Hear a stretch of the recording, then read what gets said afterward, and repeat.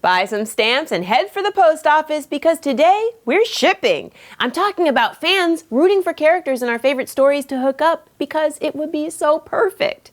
But which fantasy characters are the best ship? We'll find out this week on The Great Fantasy Debate.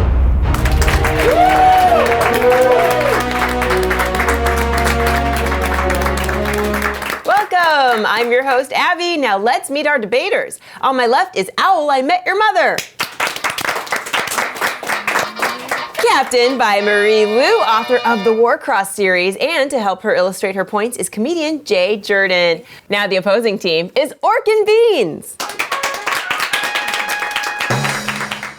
With Captain Tochi Onyebuchi, author of Beasts Made of Night and War Girls. And assisting him is comedian Sarah Smallwood Parsons.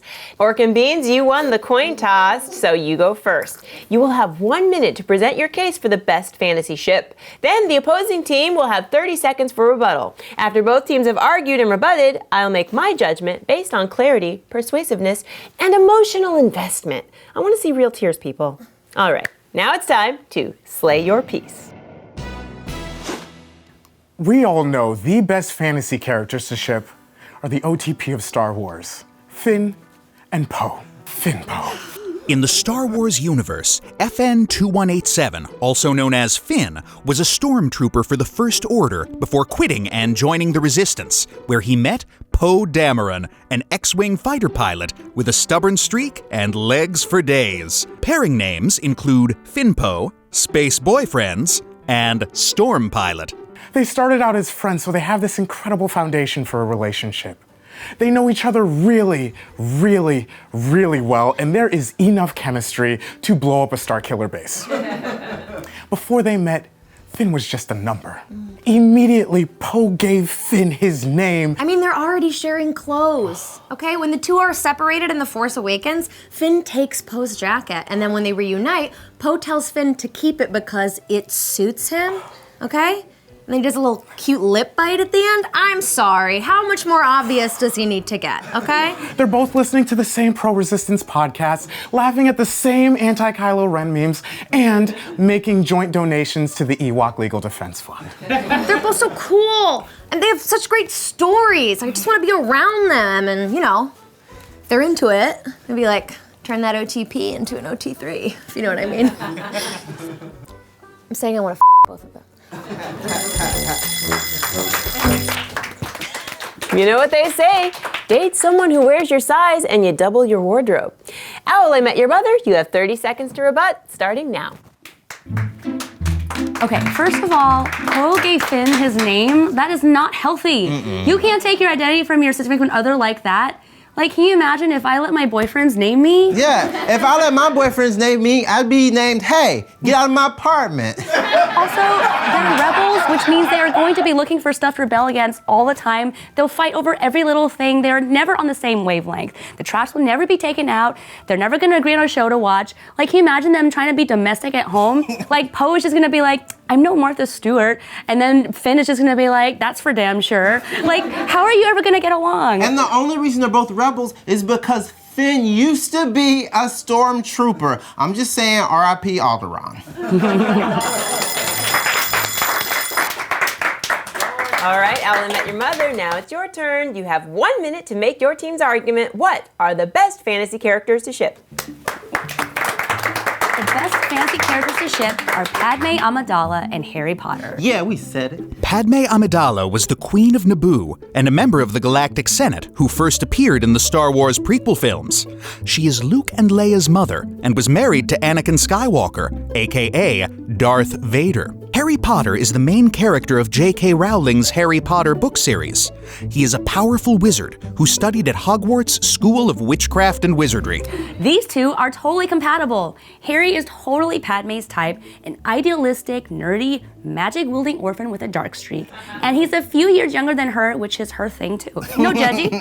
He's basically Anakin who doesn't turn to the dark side of the Force. This ship literally saves millions of lives. If Princess Amidala hooks up with Harry Potter, there are so few less casualties in that galaxy far, far away. Listen, we love peace and prosperity. And they're both mature for their age. They're on the same wavelength. Amidala can show Harry that there's so much more to life than Diagon Alley, and Harry could help her loosen up because she has the weight of the galaxy on her shoulders and needs a partner who's going to support her after a long day in the Senate. Think about the mashups we could have. You could have Hermione flying an X-Wing. You could have Ron talking to Jar Jar Binks. It could be insane. I want to see this ship in real life.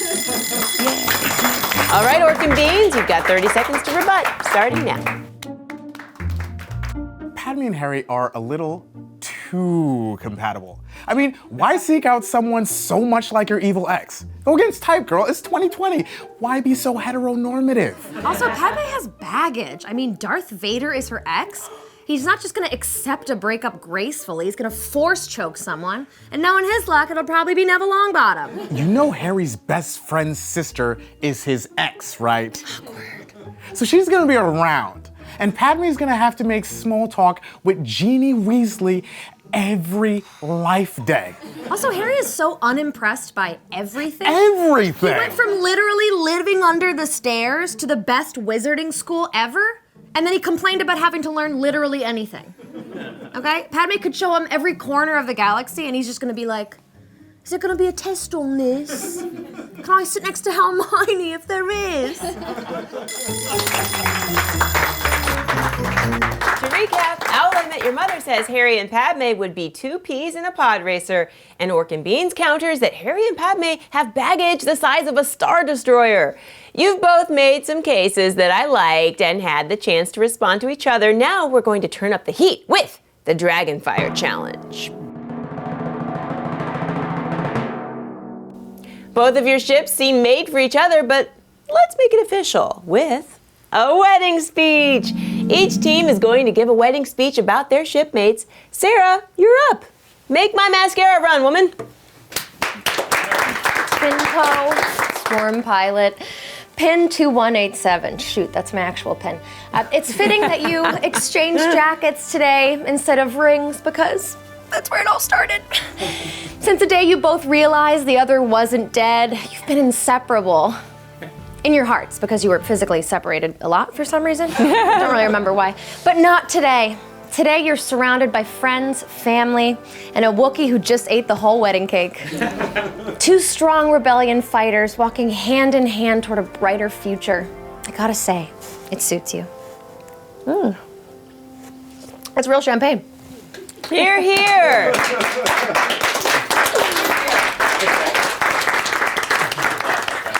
I need to call my eggs. But first, Jay, it's your turn.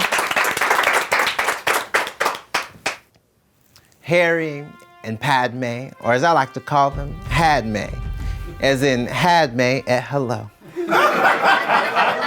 Despite not existing in the same shared universe, you two found a way to find each other, proving that the only thing stronger than magic and midichlorian count is love. I hope you have many, many great years together, and I hope that Padme's ex, Anakin, never finds us, any of us. In fact, nobody posts this on social media. To you guys. Time's up. Hear, hear. I'm an emotional wreck. Both of those speeches were beautiful. I've heard enough now to make up my mind, which means it's time for the proclamation. The best fantasy couple ship is Finn and Poe. Imagine what their babies would look like. Do you agree with my decision? Let us know in the comments. We'll see you next time on The Great Fantasy Debate.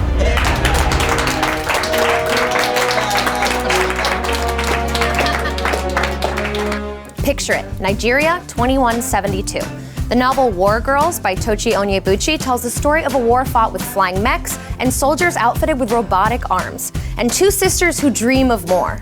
I mean, I usually dream about all my teeth falling out, but Oni and Iffy dream of a world where they can live in peace, and that's a dream worth fighting for.